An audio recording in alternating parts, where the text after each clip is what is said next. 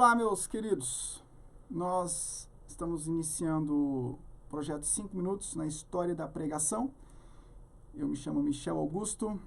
Esse é um projeto da FTRB, Faculdade Teológica Reformada de Brasília, através do Exposição Bíblica, que é um dos projetos que a Faculdade Teológica mantém.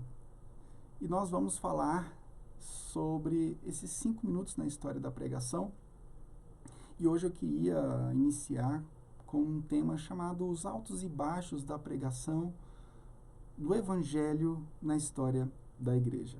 Bom, quando eu falo de pregação do Evangelho, a gente tem que fazer uma distinção, porque quando eu abro a Bíblia e leio um texto, não necessariamente eu estarei pregando o Evangelho, porque eu posso ler um texto da Bíblia e, de forma isolada, não apresentar o Redentor Jesus Cristo como aquele que foi o único que conseguiu satisfazer a justiça de Deus para nos livrar da própria ira divina. Então a gente tem que fazer essa distinção do que é pregação do Evangelho, do que é pregação muitas vezes usada com a Bíblia.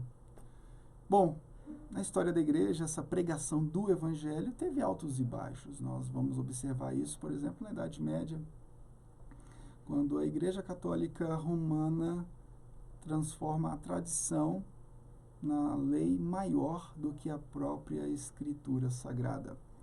O mau uso dos sacramentos, a administração incorreta dos sacramentos, ofuscou a pregação do Evangelho. Na Reforma, a gente vai ver um reflorescimento dessa pregação do Evangelho. É claro que antes da Reforma nós tivemos vários movimentos ditos pré-reformistas que trouxeram a pregação do Evangelho, foram tentativas. Na Reforma isso é trabalhado de uma forma mais contundente.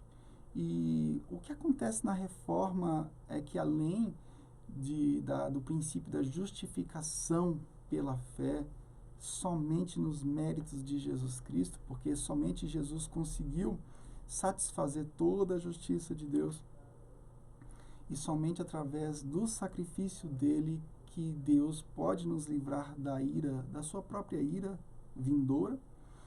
Essa pregação, ela foi valorizada, foi colocada no lugar devido, e com o amadurecimento do protestantismo, toda a Escritura foi sendo pregada na centralidade do Evangelho. Bom, depois do Iluminismo, nós vamos observar que a pregação passou por uma fase tenebrosa, onde ela foi transformada em muitos ambientes em uma espécie de comunicação de virtudes. O extremismo que é oriundo do Iluminismo, onde o objetivismo excluiu toda a possibilidade da revelação divina ser expressa na palavra escrita, trouxe prejuízos para a pregação do Evangelho. Se a gente falar de pós-modernidade, nós vamos falar de outro extremo, ou seja, o extremo onde tudo se tornou subjetivo. Então, a fé, ela é considerada de forma muito subjetiva. Isso acontece fora da igreja, principalmente, mas infelizmente, dentro de muitas igrejas, as pessoas não conseguem conviver com o valor objetivo que a palavra de Deus possui.